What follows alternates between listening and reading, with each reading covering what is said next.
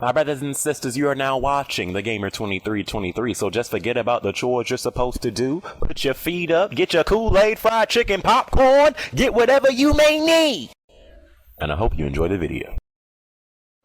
Dude, it is raining chicken and waffles right now, dude. Dude, just in case during this review you hear thunder and rain, I can't do nothing about it, my brothers and sisters. Nature wants to rain and thunder right now. I can't do nothing about it, but saying that, people have been asking me, dude, where is your Injustice review, bro? It's been like 2 weeks, dude. Nothing. I know, dude. I'm sorry. I'll try. This will never happen again. I've just been busy with stuff, and I just couldn't get my review out, so I apologize for that, but more importantly than that, my brothers and sisters, Injustice, is it worth the 60 bones?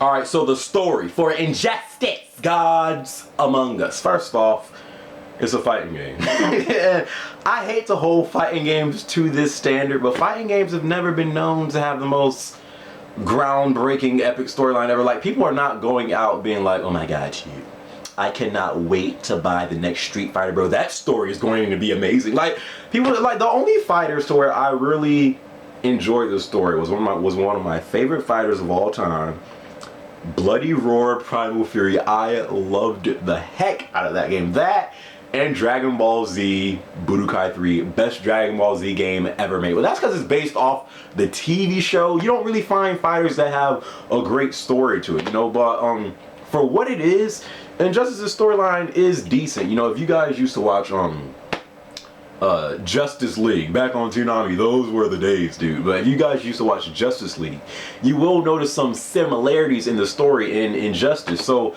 I think it got like 12 chapters, and the way they do it is each chapter they'll let you play it as someone different. So in one chapter you're playing as Batman, and then it'll go to the next chapter and you're playing as Green Lantern, then it'll go to the next chapter and you're playing as, I don't know, the Flash, and then it'll go to the next chapter and you're playing as the Joker. And that's the way the story progresses, and then it has cut scenes and the middle and stuff like that. So it's a decent storyline. In one sitting you could probably beat the story in maybe 2 or 3 hours. It's not that long at all, but again, it's a fighting game. Don't expect too much from the story, but for what it is, it's a decent storyline. So for that, I commend it. Moving on from the story, it got the battle mode / arcade mode. It's kind of like your typical arcade mode. The only difference is you can choose of how you want to go through it. So you can choose to go against just the classic heroes only, or you can choose to go against just the villains only. I think it even got one to where after 30 seconds, the CPU regains their health, full health after 30 seconds. And there's a long list of things you can choose from of how you want to go through it, and each one offers some sort of challenge. So it's good. But then it got the Star Labs mode to where you're still fighting. The only thing is you have to win the fight under certain circumstances. So I think in one Star Lab mission, it says do a 10-hit combo, do a level transition, and end off your opponent by doing a special move. So if you do all those 3 things, you get 3 stars, and then you can unlock a new Star Lab mission and do that. So it offers replayability, it offers a little bit of replay value to it, and you know you have to do certain things to win the fight and get the full 3 stars. So I like that mode too. Of course, you got your typical training mode to where you go into training mode and try to perfect whatever character you're playing as and stuff like that. You got the versus mode to where if your friends are at your house, you can go into versus mode and face them. Now moving on to the multiplayer. Honestly, I spend most of my time on the multiplayer. Again, man, it's a fighting game, you know. I mean, like I said, the storyline is decent, but once you beat it, you're not going to be like, oh my god, dude, I have to play that story one more. Like, it's just not like that. So I spend most of my time on the multiplayer. The multiplayer is good.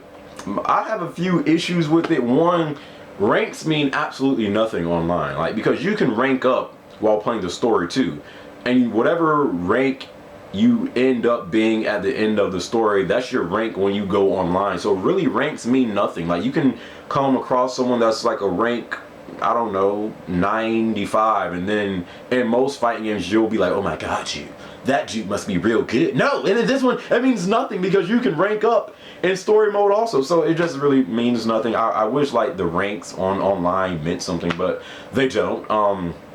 But it has the ranked matches, of course. All fighters have ranked matches. It has the player matches. It has the private matches. One thing I really do like about this is it has lobbies. Like I really like. I mean, I know Street Fighter has lobbies. I'm not sure if Mortal Kombat had, like, because I didn't buy that. I was stupid enough to buy SOCOM 4 instead of the last Mortal Kombat. Anyways, but I really like the fact that it has lobbies, and you can go into each lobby, and I think the max people that can be in one lobby is 100, and you can choose from who you want to face and stuff like that. So it got lobbies, and my favorite mode probably online, King of the Hill. Basically, King of the Hill is where I think it's like 8 people can be in one lobby, and the first 2 people will fight. Whoever wins that fight becomes the king. And whoever just lost that fight will go from the top of the list to the bottom of the list, and then he has to spectate other people try to dethrone the king. Whoever beats the king becomes the new king, and if that king is just destroying the lobby, then the jackpot will increase, and you can say if some random scrub comes in and you bet a certain amount of XP that scrub will beat the king. If you're right, then you'll get part of that jackpot and stuff like that. And it's just fun. It's fun trying to dethrone the king that's raping the lobby. So I love King of the Hill. My only issues with online is the ranks, like I said, and the interactive objects. They're not so much an issue offline because the CPU does not try to just do interactive objects over and over again, but each map has an interactive object to where you can throw something at your opponent or press a button and it'll send out like a rocket towards you.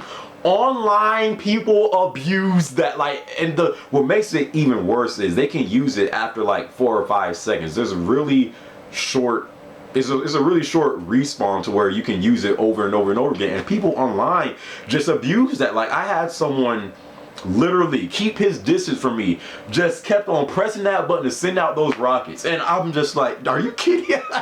I think they need to patch it to where once you use it the first time, you can't use it again until at least a minute. Some people abuse that thing. Aside from that, it's a great game. Like, if you love fighting games, you'll like this game. People are saying that, some characters like Deathstroke needs to be patched.